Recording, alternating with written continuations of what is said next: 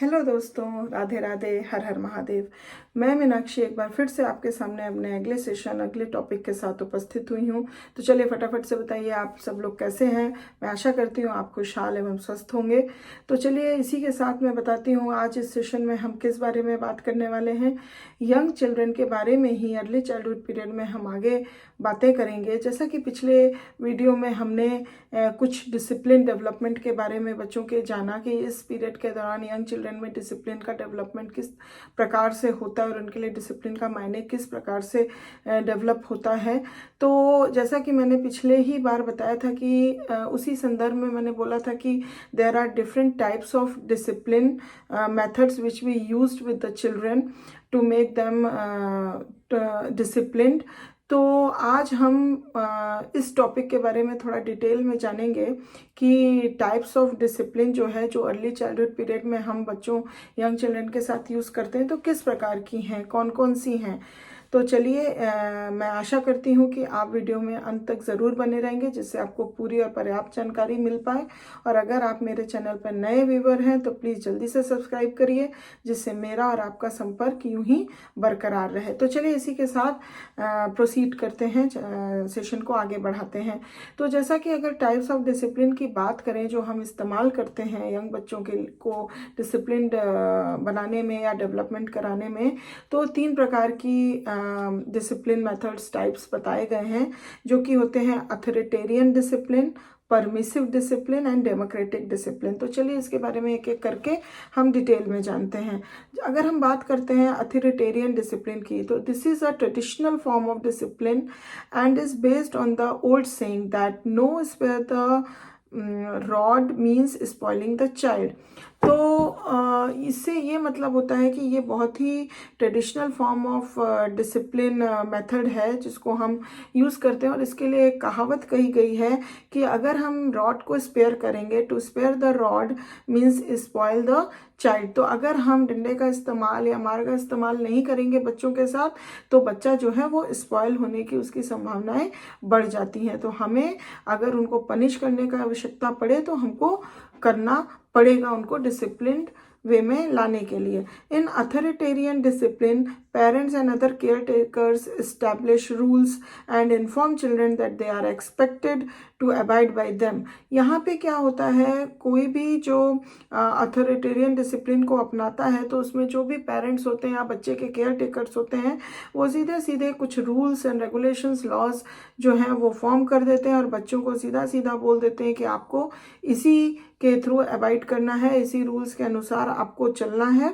मतलब बच्चों का यहाँ पे कोई भी इफ बट नहीं चलता है। यहाँ पे जो भी पेरेंट्स और केयर टेकर्स रूल्स बना देते हैं तो उसी आधार पे बच्चों को विदाउट आस्किंग एनी क्वेश्चन उसको अबाइड करना रहता है। No attempt is made to explain the children why they must conform, nor are children given opportunities to express their opinions about the fairness or the reasonableness of the rules। तो यहाँ पे क्या होता है, कोई भी ऐसा अटेम्प्ट जो भी ये रूल डेवलप किया रहता है, मीन्स कि पेरेंट्स हुए या कोई भी अदर केयर टेकर्स, वो किसी भी प्रकार का ऐसा कोई कोशिश नहीं करते हैं कि बच्चों को ये समझाने की कोशिश करें कि क्यों इस रूल को बनाया जा रहा है, इसकी क्यों आवश्यकता है, ये इसकी क्या रिजनेबिलिटी है, क्यों इसको करना ज़रूरी है। उनका कोई भी ऐसा इरादा नहीं होता है कि वो बच्चों को ये चीज़ एक्सप्लेन करें या बताएं, और ना कि इस रूल्स के बारे में किसी भी प्रकार की उसको जानकारी दें कि अगर बच्चे इस रूल्स पे चलेंगे तो वो एक डिसिप्लिन्ड वे में आएंगे या वो मोटिवेटेड होंगे इस डिसिप्लिन को लर्न करने में। तो मतलब कोई भी ऐसा अटेम्प्ट बच्चों को मतलब यहाँ पे एकदम नगण्य समझा जाता है। बस ये समझा जाता है उनके लिए हमने कुछ अच्छा ही सोच के किया है, तो बस उनको वो फॉलो करना है without asking any questions. If children fail to conform to the rules they are subjected to corporal punishment. इस अथॉरिटेरियन डिसिप्लिन में कॉर्पोरल पनिशमेंट का बहुत ही ज़्यादा इस्तेमाल किया जाता है। अगर बच्चे जो हैं उनके बनाए हुए रूल्स या लॉस को कंफर्म नहीं करते हैं या किसी भी तरीके से फेल हो जाते हैं उस एक्सपेक्टेशंस या फिर उस रूल्स को फुलफिल करने में। ऑफन हार्श एंड क्रूएल, और ये जो कॉर्पोरल पनिशमेंट होता है it is very harsh and cruelty based which is supposed to act as a deterrent to future rule breaking. Their reason for breaking the rule is not taken into consideration. अगर वो कोई भी rules को अगर break करते हैं तो उसके पीछे अगर बच्चे का कोई भी ओपिनियन होता है या थॉट होता है या एनी रीज़न होता है उसके बिहाइंड, तो यहाँ पे जो भी पेरेंट्स हैं वो बिल्कुल भी उस रीज़न को एक्सेप्ट नहीं करते हैं, ना तो सुनने में कोई भी इंटरेस्ट लेते हैं, ना थोड़ा भी कंसिडर करते हैं।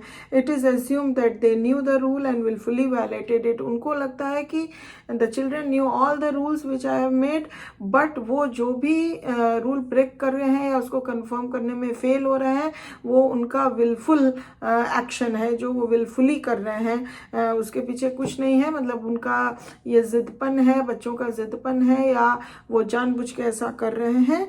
पेरेंट्स के दिमाग में सिर्फ और सिर्फ यही बात रहती है। It is assume that they knew the rule and wilfully violated it, nor is it considered necessary to reward them for complying with the rule. तो साथ ही साथ ये भी होता है कि अगर कोई मतलब अगर वो कंप्लाई कर रहे हैं रूल के साथ या मान रहे हैं, तो कहीं ना कहीं बच्चों को मोटिवेटेड रखने के लिए या उनको और इंकरेज करने के लिए कुछ रिवॉर्ड भी देना ज़रूरी होता है कभी कभी, पर उस पर इनका कोई फोकस नहीं होता है।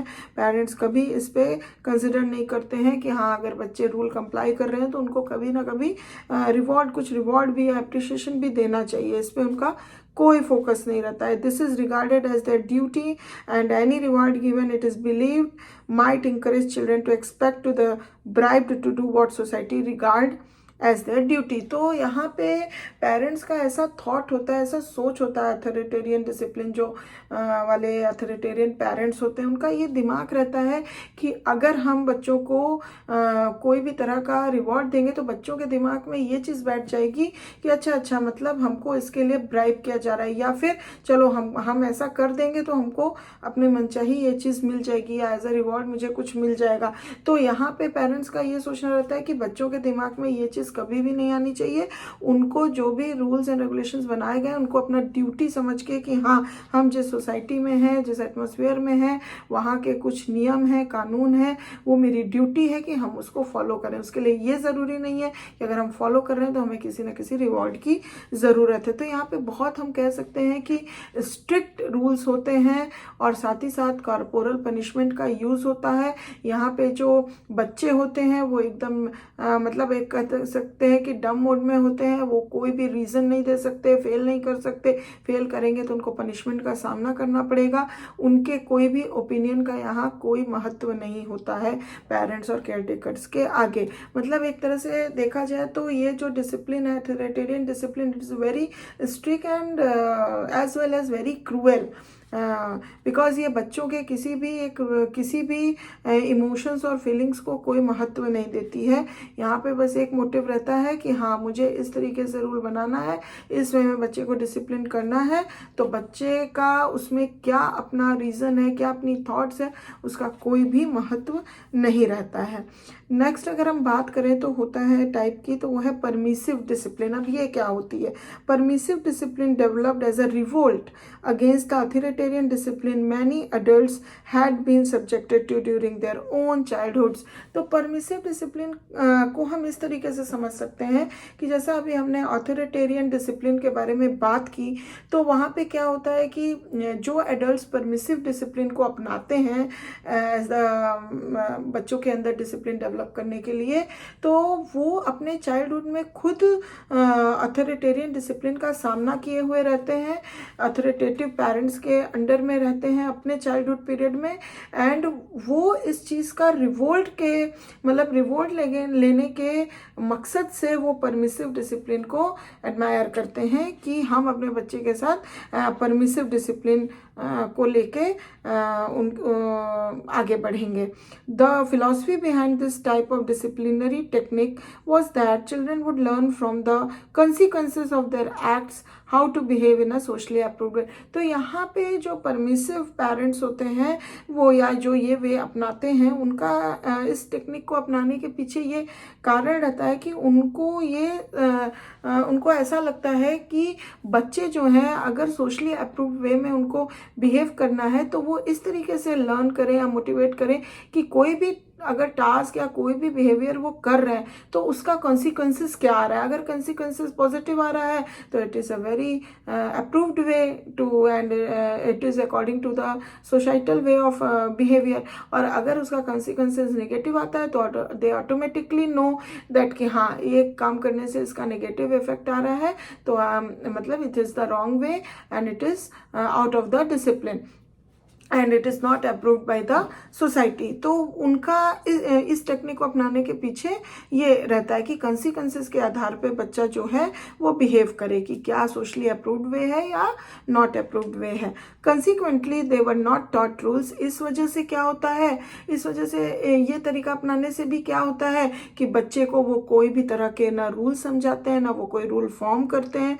दे were not punished for wilful breaking rules, या फिर कोई रूल्स होते हैं जो सोसाइटी ने दी हुए रहते कि आपको इसी वे में चलना है, तो मतलब अगर बच्चा जो है वो जानबूझ के भी विलफुली भी अगर उसको वायलेट करता है रूल्स को तो उसके लिए उसको कोई भी तरह की पनिशमेंट नहीं मिलती है। Nor were they rewarded for behaving in a socially approved way. ना तो पनिशमेंट मिलती है और ना किसी भी प्रकार का रिवॉर्ड उनको दिया जाता है अगर वो सोशली अप्रूव्ड वे में बिहेव करते हैं। तो there is tendency on the part of many adults today to abandon this form of discipline on the grounds that it fails to fulfill all three of the essential elements of discipline।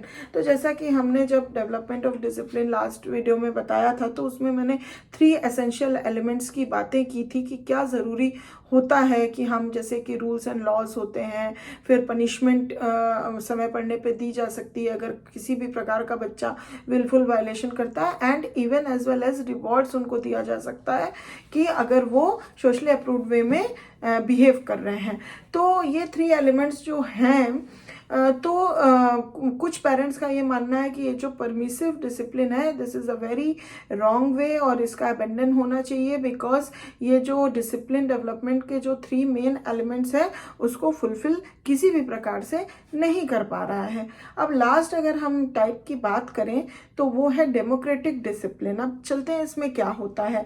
Today there is a growing tendency to favour disciplinary based on democratic principles. तो आज के दिन में अगर हम present time में देखें तो डेमोक्रेटिक डिसिप्लिन का बहुत प्रोग्रेस होता है और बहुत ज़्यादा मतलब ग्रोइंग टेंडेंसी हो रही है कि लोग जो भी पेरेंट्स या केयर टेकर्स हैं वो डेमोक्रेटिक डिसिप्लिन को अपना रहे हैं अपने बच्चे को एक डिसिप्लिन्ड वे मैनर सिखाने में। These principles emphasize the rights of the child to know why rules are made and to have an opportunity to express their opinions if they behave a rule is unfair।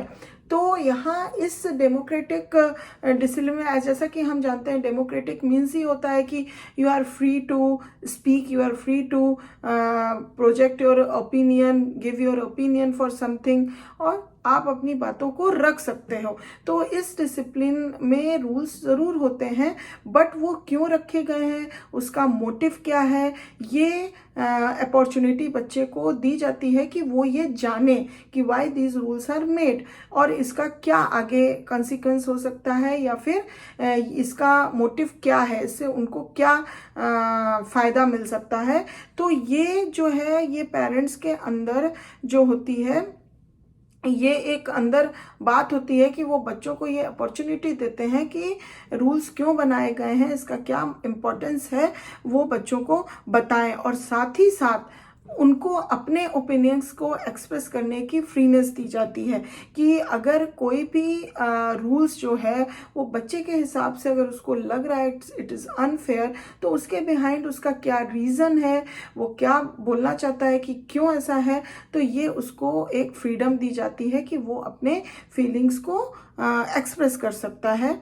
Blind obedience is not expected even when children are very young. बच्चे अगर बहुत young भी हैं, बहुत कम as के भी हैं, मतलब 2 to 6 वो जो कि अर्ली चाइल्डहुड पीरियड में अभी बच्चे होते ही हैं, तो इतने इवन यंग उसमें भी किसी भी चीज़ को ब्लाइंड ओबीडियंस, मतलब जैसे कि पेरेंट्स ने या केयर टेकर्स ने कुछ बना दिया है, बच्चे उनके अंडर में है, तो they have to follow with the blindly and be obedient blindly towards their parents and caretakers। तो इस चीज़ का प्रोत्साहन नहीं किया जाता है। पेरेंट्स इस चीज़ को प्रोत्साहित नहीं करते हैं कि आप मतलब किसी भी मतलब ब्लाइंड ओबीडियंस आप मत रखिए। Attempts are made to have children understand the meaning of the rules and the reasons the social group expects them to abide by them।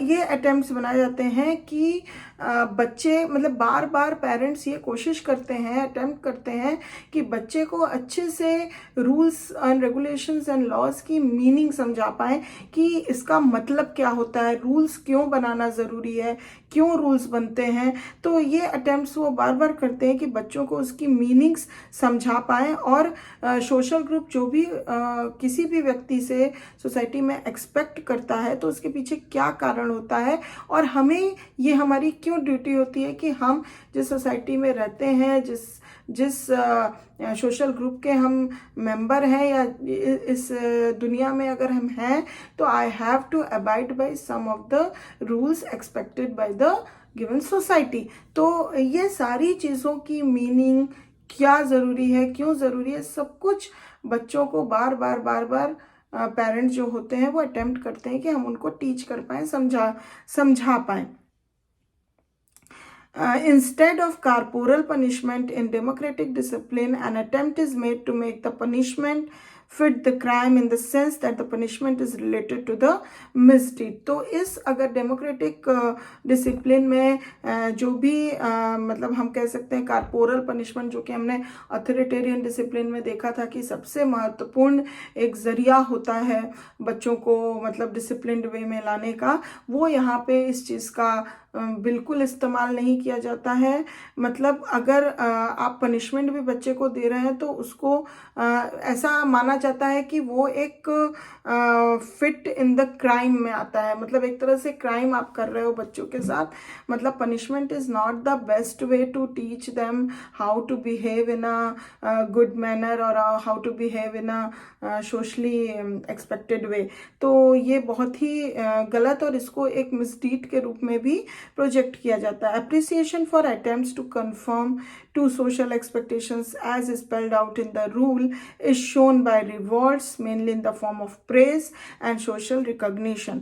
देखा जाए कि ये अटेम्प्ट्स अप्रिशिएट होता है इस डेमोक्रेटिक डिसिप्लिन में कि अगर कोई भी सोशल कन्फर्मेशंस कर रहा है या सोशल एक्सपेक्टेशंस को कंफर्म कर रहा है और रूल्स को फॉलो कर रहा है या समझ गया उसी अनुसार बिहेव कर रहा है, डिसिप्लिन्ड है, तो हम उसको बाय रिवॉर्ड्स मतलब उसको अप्रिशिएट करेंगे, प्रेस करेंगे, इवन उसको सोशल रिकॉग्निशन देंगे, जिससे कि वो हमेशा जो बच्चा है वो हमेशा मोटिवेटेड रहे और उसको उसका एक्चुअल मीनिंग समझ में आए कि हाँ अगर हम अप्रोप्रिएट वे में करेंगे तो दैट इज़ द बेस्ट वे। तो इस तरीके से हम जान पाए कि ये जो 3 तरीके हैं वो किस तरह से हम बच्चों के ऊपर इस्तेमाल करते हैं और जो वर्स्ट वे है वो क्या है एंड द गुड वे जो है वो क्या है, वो सब जान पाए। तो हमको वही टाइप को अपनाना चाहिए जो बच्चे के लिए, हमारे बच्चे के लिए बेस्ट हो। तो ये तो जाहिर सी बात है कि कभी भी हम कोई भी चीज़ को ज़बरदस्ती किसी के अंदर डेवलप नहीं करा सकते। हमको वो बेस्ट वे, बेस्ट टूल इस्तेमाल करना चाहिए जिससे हमारे बच्चे किसी भी चीज़ के प्रति मोटिवेटेड हों। अगर वो अंदर से मोटिवेटेड और इंटरेस्टेड होंगे और उसको ट्रू मीनिंग समझ में आएगा तो ऑटोमेटिकली जो है वो उस रास्ते पे वो बच्चा चलेगा। तो एज अ पेरेंट हमको ये बात समझनी पड़ेगी कि हमको किस तरीके के डिसिप्लिन टाइप को अपनाना है, टूल्स को अपनाना है, किस तरीके के बच्चों के फीलिंग्स को समझते हुए उनके अंदर एक डिसिप्लिन को और एक अच्छे बिहेवियर को डेवलप कराना है। इट्स द सोल कह सकते हैं कि जिम्मेदारी, ड्यूटी ऑफ अ पेरेंट है। तो मैं आशा करती हूँ कि ये जानकारी आपको काफ़ी पसंद आई होगी। अगर लगी है तो प्लीज़ एक लाइक ज़रूर दे दीजिए, और अभी तक सब्सक्राइब नहीं किया है तो प्लीज़ कर दीजिए। And thanks for watching my video. अगले वीडियो में मैं फिर आपके साथ एक नई जानकारी के साथ मिलूंगी। तब तक अपना ध्यान रखिए, ख्याल रखिए। Bye bye, take care.